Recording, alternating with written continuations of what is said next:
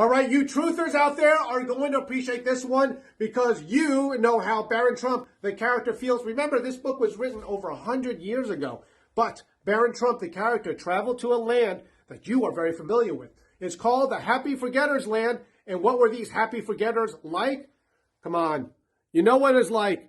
The Happy Forgetters have more dread of knowledge than we have of ignorance. In other words, he went to a land where there was a lot of people that were very happy in their ignorance. They didn't want to learn the truth. And what were these happy people like? Very interesting. This is funny, by the way. The Happy Forgetters were strictly vegetable eaters.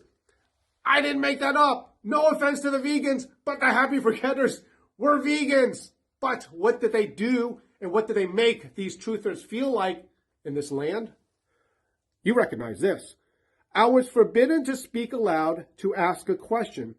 Happy Forgetters have been led to believe that we were more dangerous than scaly monsters. Have you ever felt like that? Very interesting. But in this land, there was one person that became a leader. And this person, quite frankly, is like Big Daddy Trump here. He there started to wake up and was a truther in this land. And what did he do? He gave people nicknames. This one's funny. One of the nicknames he gave someone was No Name. Think about it. He gave him a name, No Name. But it was funny because I was like, you know what? Wouldn't it be funny if, like Nikki Haley, Bird Brain? Maybe did he call anyone Bird Brain? No, but check this out. There was a people there called the Rattlebrains.